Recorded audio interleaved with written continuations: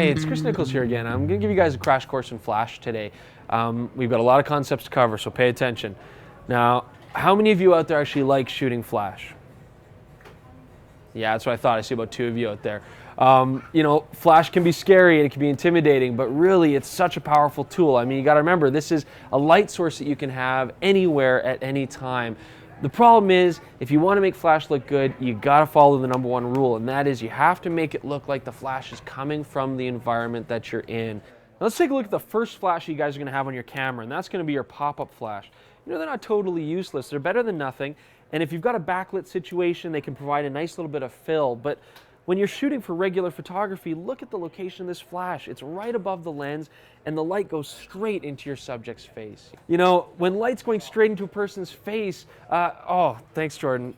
It's brutal. It's so even. It's so flat. You know, the light has no direction. There's no sense of scale or depth. You got to remember that when you guys are shooting photos, the light's going to be coming from the natural environment, usually from above.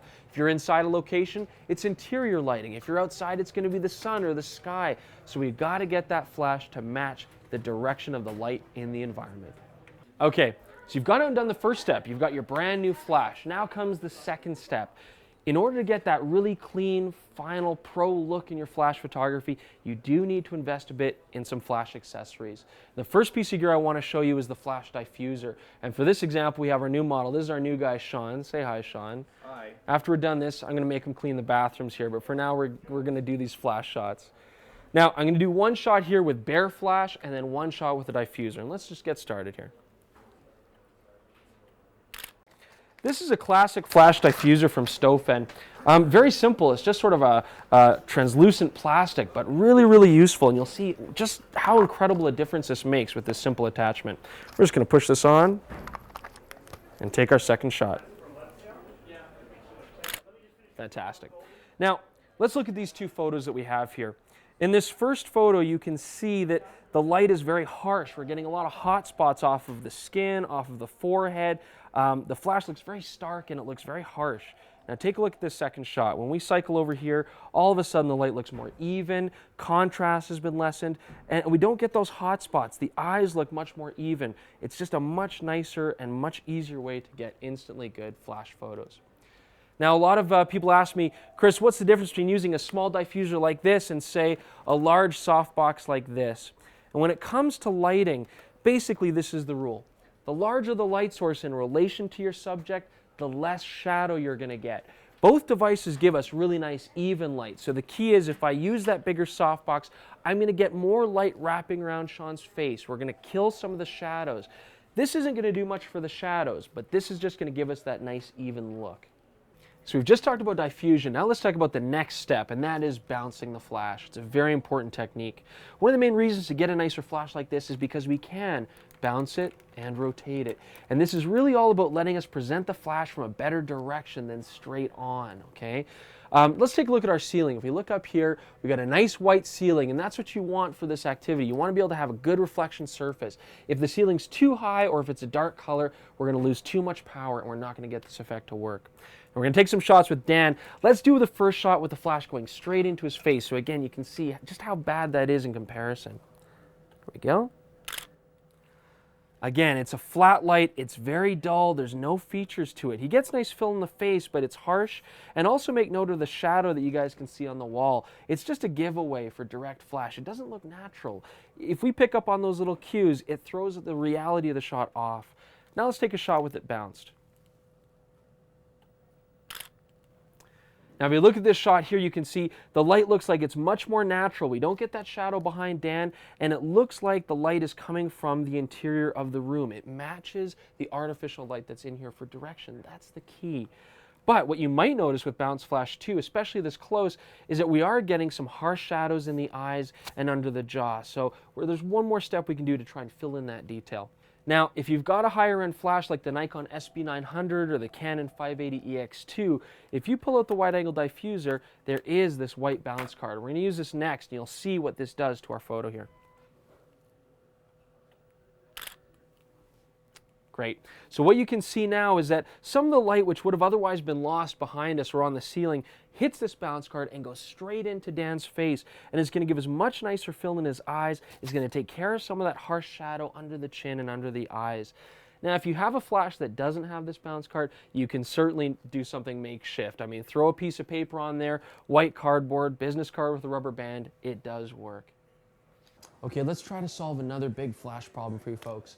Anytime you guys are shooting flash with this wide open background, this big deep space, this could be a church, could be inside a hall, even outdoors if it's dark in the background, what you're going to find is that your subject looks great. The flash hits them, they're lit up brightly, but that background is really dark.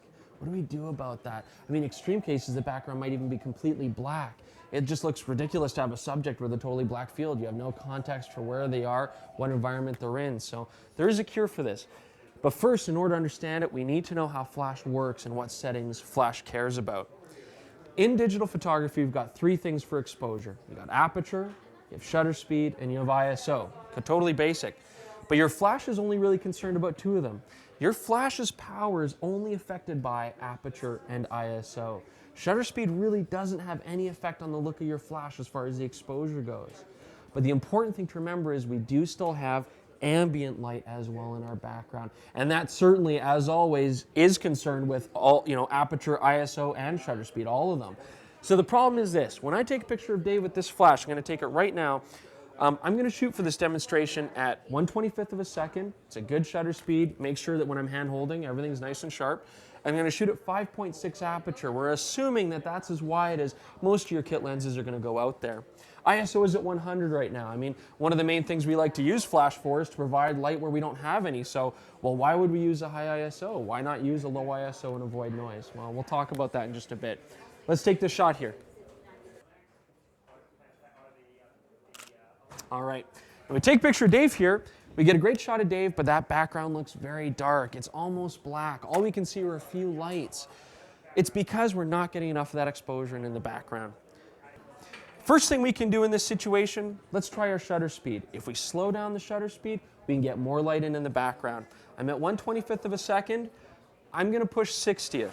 60th of a second is slow enough that we'll get more light, another stop, but I can still hand hold 60th.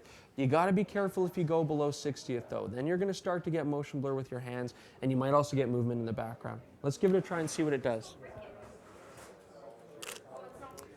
Now Dave still looks great. That background's still pretty dark. It's getting a bit more, but we got to do something else. 60th of a second helped, but it wasn't enough. Let's raise our ISO. I know you never want to do it. It's always the last resort, but let's give it a try. We're at 100 ISO. Going to 400 won't do much harm. We're still going to get a nice shot, but it should really help in the background.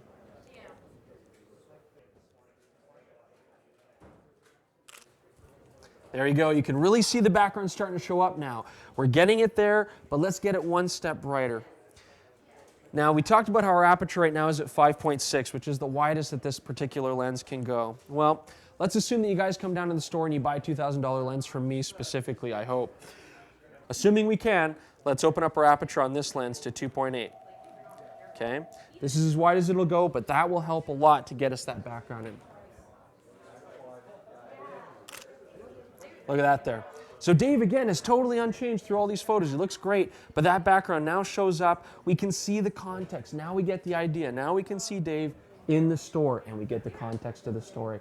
It's that simple. Remember, you've got two exposures. Your flash will take care of itself, but you've got to do something to let that ambient light come back in.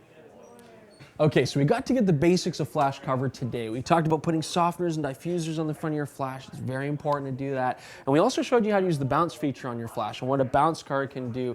We even had time to cover the background, how to get those dark backgrounds to get brighter and match your subject. Now check out our next video on flash where we talk about more advanced features like using rear curtain sync and how that works, doing pop and drags, it's a lot of fun, and how to gel your flash to make it match with the ambient exposure. I also want to take some time next time and show you how to use wireless flash setups and multiple flash setups. Some exciting stuff. We'll see you guys soon.